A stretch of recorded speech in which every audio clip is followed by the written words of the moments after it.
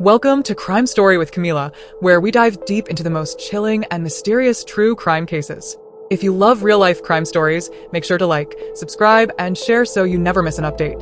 Your support helps us bring you the most in-depth investigations and untold stories. Jodi Arias was born on July 9, 1980, in Salinas, California. She was raised in a strict household and had a passion for photography from a young age. Throughout her life, she worked various jobs, including as a waitress, while pursuing her artistic interests. People who knew her described her as charismatic and creative, but also noted her tendency to be obsessive in relationships. Before meeting Travis Alexander, Jodi had a history of intense romantic relationships, often displaying jealousy and emotional instability. She struggled with maintaining long-term relationships and, at times, showed controlling behavior toward her partners. Travis Alexander was born on July 28, 1977, in Riverside, California. He had a difficult childhood, growing up in a home with drug-addicted parents. Eventually, he and his siblings were taken in by their grandmother, who raised them in a more stable environment. As an adult, Travis became a devout member of the Church of Jesus Christ of Latter-day Saints, LDS, and was deeply committed to his faith. He worked as a successful motivational speaker and salesman for prepaid legal services, PPL. Friends and colleagues described him as hardworking, charismatic, and inspirational. However, his relationships with women were often complicated, as he struggled to balance his religious values with personal desires. Jodi and Travis met in September 2006 at a PPL convention in Las Vegas. Their connection was immediate, and within months, Jodi converted to Mormonism. They officially began dating in February 2007, but their relationship was tumultuous. By mid-2007, they had broken up, yet they continued a secretive, highly volatile on-and-off relationship. Friends of Travis warned him about Jodi's obsessive tendencies. He confided in some that she exhibited stalking behavior, including accessing his social media without permission, slashing his tires, and showing jealousy toward other women he was interested in. Despite these red flags, the two continued their complicated and toxic relationship. Travis, torn between his religious beliefs and his ongoing involvement with Jodi, struggled to cut ties completely. Meanwhile, Jodi became increasingly possessive and manipulative, setting the stage for a tragic and violent outcome. By early 2008, Travis Alexander was trying to move on from his tumultuous relationship with Jodi Arias. He had begun dating other women and was planning to attend a company retreat in Cancun, Mexico, with a new love interest. However, Jodi remained obsessed with him, often contacting him, showing up unannounced at his home in Mesa, Arizona, and displaying erratic behavior.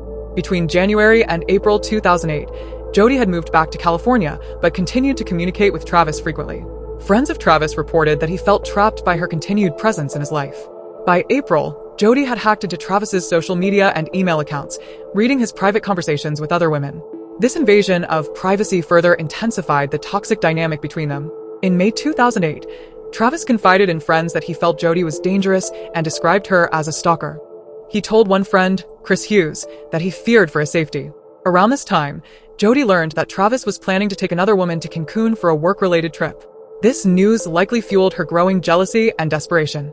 As their interactions became increasingly hostile, Jodi devised a plan to confront Travis one last time.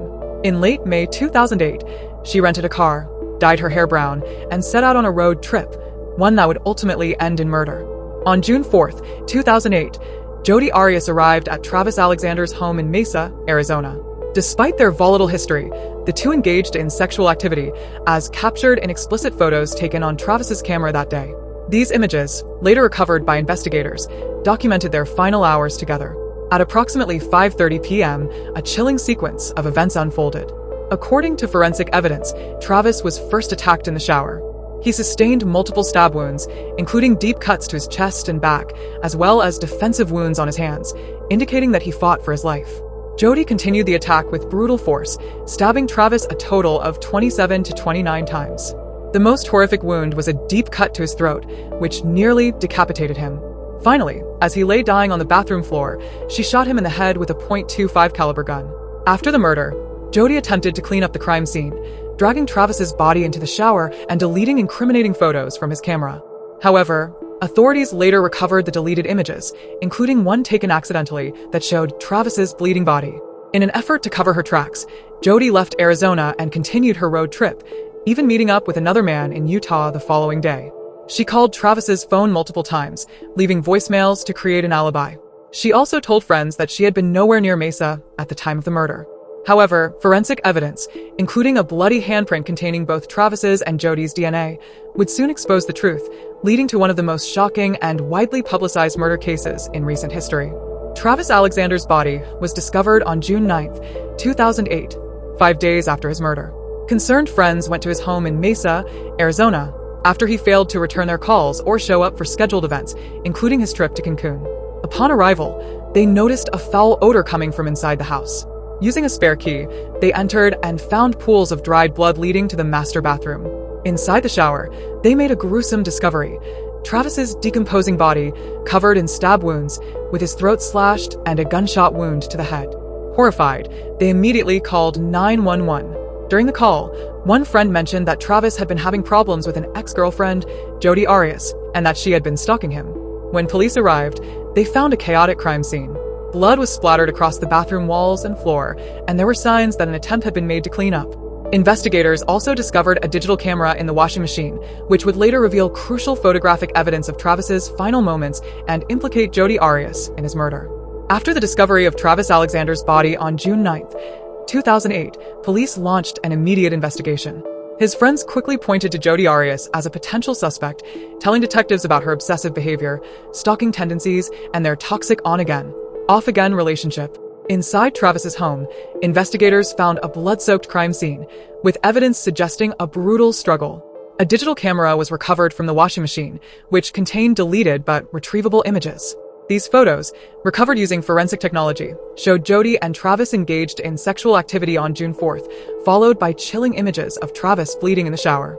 Key evidence against Jodi Arias. A bloody handprint on the bathroom wall contained a mixture of both Jodi's and Travis's DNA. The deleted images from the camera provided a timeline of events. The last clear image of Travis alive was taken at 5:29 p.m. on June 4th, 2008. Minutes later, blurred images showed what appeared to be an attack in progress. From the moment she became a suspect, Jodi Arias repeatedly changed her story in an attempt to evade responsibility for Travis Alexander's murder. Her shifting narratives ultimately played a significant role in her trial, as they highlighted her deception and lack of credibility. When police first questioned Jodi, she completely denied being in Mesa, Arizona, on June 4, 2008. She claimed that she had last seen Travis in April 2008 and had been on a solo road trip at the time of his death. She told police she was driving from California to Utah to visit a new love interest, Ryan Burns. She made multiple calls to Travis's phone after his death, leaving voicemails as if she was unaware of what had happened. However, forensic evidence immediately contradicted her claims. Her DNA was found at the crime scene, and the camera found in Travis's washing machine contained time-stamped photos of her with Travis on the day of his murder. Once Jodi was arrested on July 15, 2008, she changed her story. Confronted with the evidence, she abandoned her initial alibi and instead claimed that she had been there when Travis was murdered, but she wasn't responsible. Jodi said 2 masked intruders, a man and a woman, broke into Travis's home, attacked him, and threatened to kill her if she told anyone. Investigators found no evidence of forced entry, and Jodi herself had no injuries consistent with a violent home invasion. Despite being accused of a brutal crime, Jodi laughed, sang, and even did a handstand in the interrogation room, raising doubts about her mental state and honesty. By the time her trial began in January 2013, Jodi changed her story once again, this time claiming she killed Travis in self-defense. Jodi testified that Travis had been physically and emotionally abusive throughout their relationship. She claimed that on the night of the murder, he attacked her in the shower, forcing her to fight back in fear for her life. Travis had no history of domestic violence, and no previous partners had accused him of abuse. The sheer brutality of the attack, 27 to 29 stab wounds, a gunshot to the head, and a nearly decapitated throat, did not align with a self-defense scenario. The premeditated elements, including renting a car, stealing a gun, and removing evidence, suggested she planned the murder in advance. Jodi's ever-changing stories damaged her credibility in court.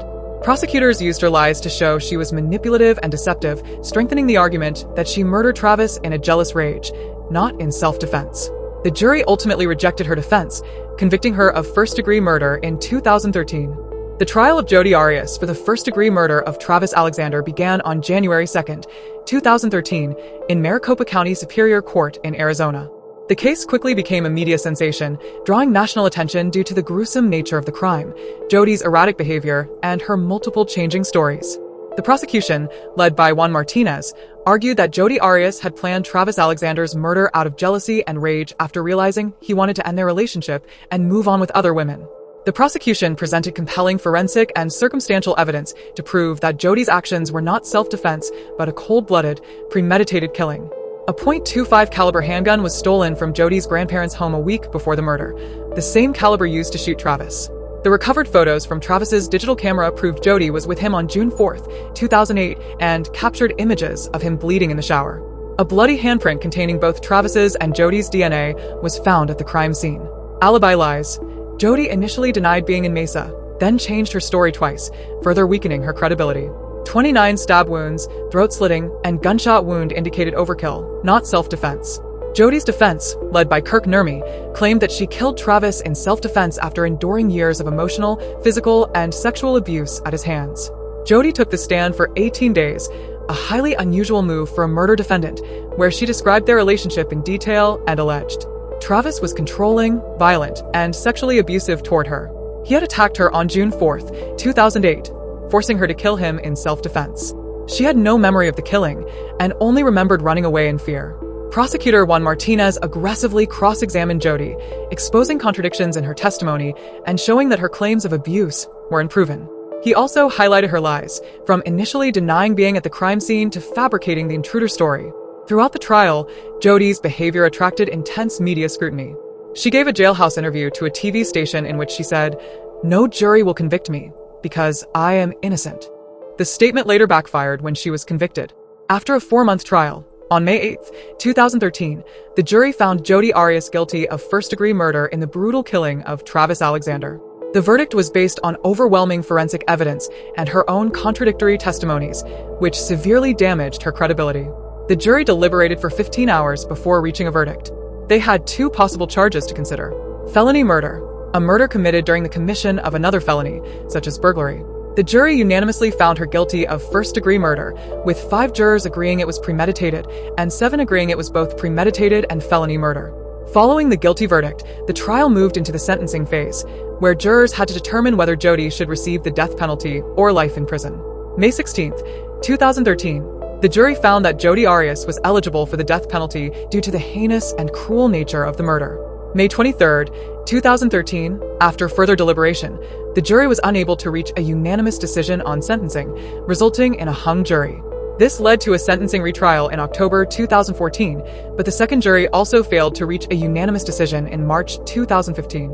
Because Arizona law requires a unanimous jury to impose the death penalty, the judge was forced to sentence Jodi to life in prison instead. On April 13, 2015, Judge Sherry Stevens officially sentenced Jodi Arias to life in prison without the possibility of parole. The judge cited the extreme cruelty and premeditation involved in Travis Alexander's murder as key factors in her decision. Jodi Arias is currently serving her life sentence at Arizona State Prison Complex, Perryville in Goodyear, Arizona. She has since filed multiple appeals, all of which have been denied.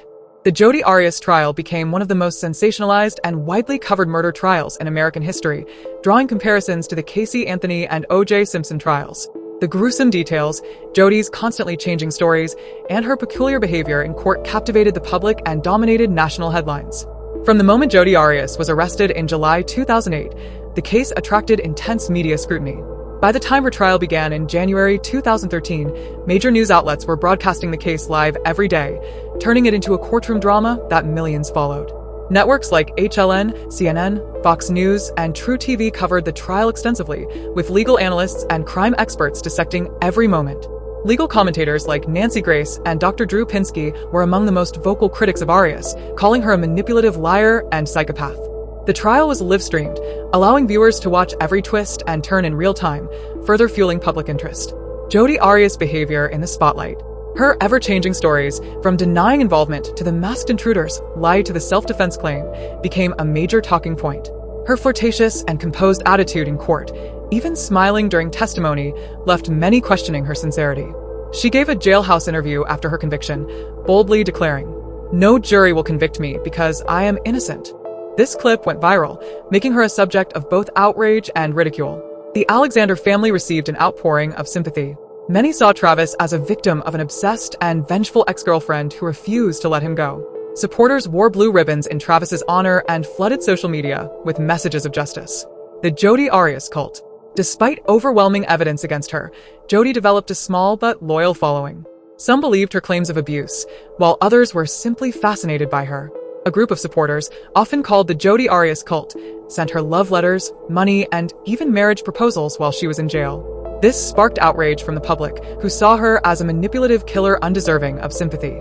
The Jodi Arias case remains one of the most shocking and infamous true crime cases in American history.